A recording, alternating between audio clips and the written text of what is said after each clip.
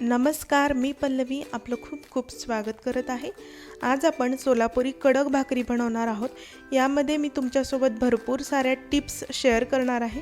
त्यासाठी व्हिडिओ शेवटपर्यंत पहा, जेणेकरून अशा प्रकारची भाकरी तुम्हाला केव्हाही खाऊ वाटली तर तुम्ही झटपट बनवू शकता। तर बघू शकता भाकरी अगदी खुसखुशीत झालेली आहे।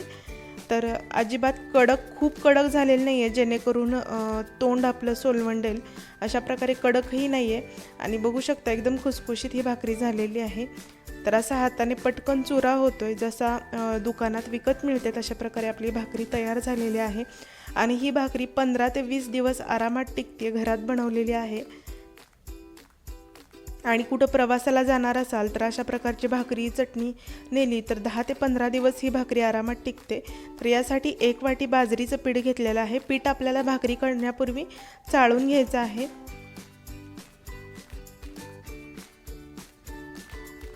तर यामध्ये थोडंसं मी चिमूटभर मीठ घालते, थोडेसे तीळ घालून घेते आणि चिमूटभर हळद घालून घेते। तर पीठ मळताना आपल्याला गरम पाण्याचा वापर करायचा आहे, कडकडीत गरम नकोय, कोमट पाण्याचा वापर करायचा आहे। छान मिक्स करून घ्यायचं आहे आणि याचा गोळा मळायचा आहे। ज्या पद्धतीने आपण नॉर्मली भाकरीसाठी बनवतो त्याच पद्धतीने घ्यायचा आहे। तर मी थोडासा गोळा बाजूला काढून घेते आणि छान मऊसर मळून घेते मी। आता पीठ थोडंसं जास्त वाटतंय म्हणून मी यातलं आणखीन कमी करते पीठ आणि अगदी थोडंसं पीठ घेतलेलं आहे, जेवढा लिंबाच्या आकाराचं पीठ मी घेतलेलं आहे। तर तुम्ही व्हिडिओमध्ये बघू शकता किती छोटंसं पीठ घेतलेलं आहे मी। आता अशा प्रकारे मळून झालेलं पीठ आहे, याला थोडंसं गोळ्याला खालून वरून पाणी लावायचं आणि थापायला घ्यायचं आहे। थापताना खाली पीठही जास्त वापरायचं नाही आहे, अगदी थोडंसं पीठ वापरून ही भाकरी थापायची आहे। आणि अगदी पातळ अशी भाकरी थापून घ्यायची आहे। जाडसर आपण जी रोज बनवतो त्यापेक्षा खूप पातळ ही भाकरी थापायला हवी। तुम्ही बघू शकता किती मोठी भाकरी झालेली आहे। मी छोटासा गोळा घेतला होता आणि त्याची ही भाकरी बनवलेली आहे। तर बघू शकता एवढी पातळ ही भाकरी झालेली आहे। जेवढी आपल्याला थापता येईल तेवढी शक्य असेल तेवढी ही भाकरी आपल्याला पातळ थापून घ्यायची आहे। तर बघू शकता किती पातळ झालेली आहे, याची साईज बघू शकता, खूप पातळ झालेली आहे। तर तवा अगदी कडकडीत गरम करून घ्यायचा नाही आहे, बारीक गॅसवरती तवा गरम करत ठेवला होता मी भाकरी थापेपर्यंत। आता यावरती पाणी लावायचं आहे। तर पाणी लावताना तुम्ही अशा प्रकारे कापडाचा बोळा घेऊ शकता आणि कापड असं फिरवून आपण कमीत कमी पाणी लावायचं आहे, जास्त पाणी लावायचं नाही आहे। जर आपल्याला ही जास्त दिवस भाकरी टिकवायची असेल तर यामध्ये पाण्याचं प्रमाण कमी वापरायचं। तर तुम्ही बघू शकता अशा प्रकारे मी कापडाने याला पाणी लावलेलं आहे आणि आता बारीक गॅसवरती भाजून घ्यायची आहे आपल्याला भाकरी। सध्या तरी गॅस फुल आहे। आता भाकरी आपल्याला पलटी करायची आहे आणि गॅस फुल ठेवलेला आहे। जेव्हा या भाकरीच्या कडा सुटतील तेव्हा आपण हा गॅस ॲडजस्ट करणार आहोत। गॅसची फ्लेम जशी आपण ठेवाल त्या प्रकारे ही भाकरी बनते। जर आत्ता फुल गॅसवरती आपण नेहमी बनवतो त्या प्रकारे जर ही भाकरी बनवली गेली तर ही भाकरी मऊ पडते, त्यामुळे गॅस अगदी बारीक करायचा आहे। तर आत्ता सध्याला याची फ्लेम मोठी आहे गॅसची। आता कडा सुटल्यानंतर आपल्याला गॅस ॲडजस्ट करायचा आहे, गॅसची फ्लेम ॲडजस्ट करून घ्यायची आहे। तर तुम्ही बघू शकता कडा सुटलेल्या आहेत भाकरीच्या आणि अशा प्रकारे उलतण्याने मी काढून घेतलेलं आहे। शक्यतो उलतणं वापरलं नाही तरी चालतं, कारण ही भाकरी एवढी पातळ आहे की पटकन फाटली तुटली जाते।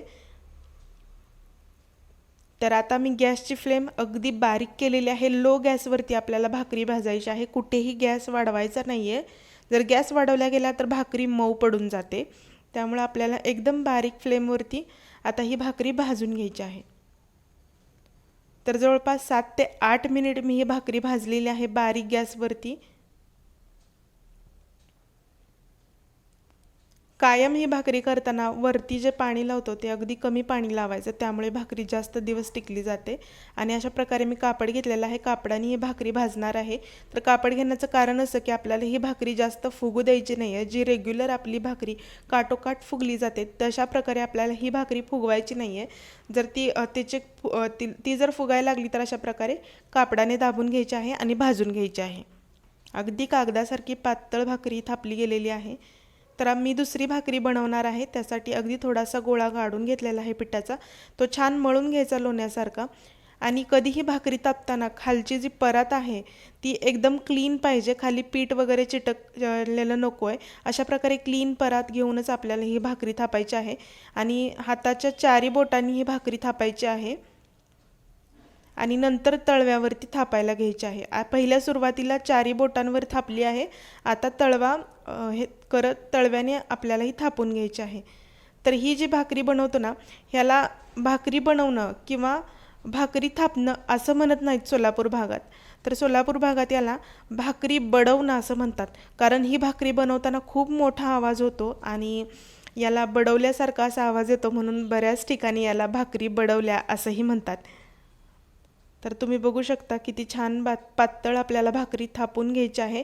दोन्ही हाताने शक्यतो ट्राय करू नका, कारण दोन्ही हाताने भाकरी थापता येतच नाही, कारण ही खूप पातळ असते आणि मधून चीर जाते भाकरीला. त्यामुळे शक्यतो एका हातानेच ही भाकरी थापायला हवी आणि एका हातानेच थापत आपल्याला ही मोठी करायची आहे भाकरी.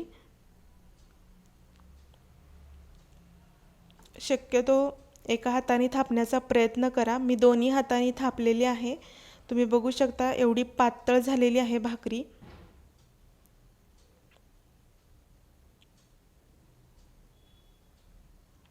तर आपल्याला ही भाजून घ्यायची आहे छान. जशी आपण पहिली सुरुवातीला भाकरी भाजली त्याच पद्धतीने ही भाकरी भाजून घ्यायची आहे. उचलताना अगदी अलगद उचलायची आहे, गडबड करायची नाही आहे. ही भाकरी हातावर घेताना पण तुटू शकते, त्यामुळे अगदी अलगद उचलून घ्यायची आहे. आणि मी आता हातानेच पाणी लावून घेते. तर अगदी थोडंसं पाणी मी घेतलेलं आहे आणि ते लावलेलं आहे. गॅसची फ्लेम सध्याला मोठी ठेवलेली आहे. आता आपल्याला भाकरी उलटून घ्यायची आहे. तर खालच्या साईडनं आता ही भाजून घ्यायची आहे व्यवस्थित. आता दुसरी बाजू शेकायला ठेवलेली आहे. आता ही गॅस मोठा आहे. ज्यावेळेस आपली भाकरी पूर्ण कडा सोडेल तेव्हा गॅस आपल्याला लो करायचा आहे. गॅसची फ्लेम आपण जशी ॲडजस्ट करू तशा प्रकारे भाकरी बनते, त्यामुळे गॅसची फ्लेम इथे खूप महत्त्वाची आहे. त्यामुळे हे कायम लक्षात हवं की गॅसची फ्लेम केव्हा मोठी ठेवायची आणि केव्हा बारीक ठेवायची. जर मोठ्या गॅसवरती जर भाकरी भाजली गेली तर ती मऊ पडते. रेग्युलर भाकरी आपण जसं भाजतो त्या पद्धतीने ही भाकरी भाजायची नसते. लो गॅसवरती भाकरी भाजायची असते, त्यामुळे ती कडक बनली जाते. तर आता मी गॅसची फ्लेम लो केलेली आहे. अगदी बारीक गॅसवरती ही भाकरी भाजायची आहे. ही भाकरी बनवायला थोडासा वेळ लागतो आणि भाजायलाही वेळ लागतो. जी रेग्युलर आपण भाकरी भाजतो त्यापेक्षा थोडा जास्त वेळ ही भाकरी भाजण्यासाठी लागते.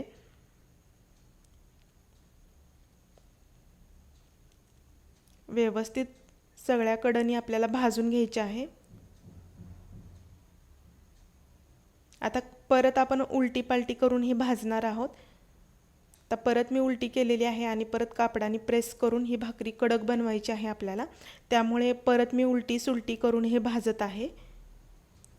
रेग्युलर भाकरी आपण दोन साईडनं शेकून घेतो शक्यतो, पण ही तशी नाही आहे. ही सतत उलटी पालटी करत आपल्याला शेकून घ्यायची आहे. बघू शकता कडक झालेली आहे भाकरी. आणि भाकरी झाल्यानंतर अशा प्रकारे वाफ जाण्यासाठी एका जाळ्यावरती ठेवायची आहे आणि अशा पसरवून भाकरी ठेवायच्या आहेत.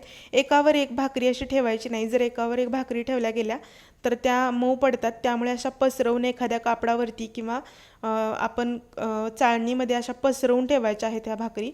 आणि एवढं करूनही तुमच्या जर भाकरी मऊ पडल्या तर ज्या फ्लेमवर आपण गॅसवरती भाकरी बनवल्या त्याच फ्लेमवरती जोपर्यंत गरम फ्लेम असतो तोपर्यंत त्यावरती अशा पसरवून ठेवायच्या. फ्लेम बंद करून गॅस बंद झाल्यानंतर अशा पसरवून ठेवल्या तर त्या कडक होतात भाकरी.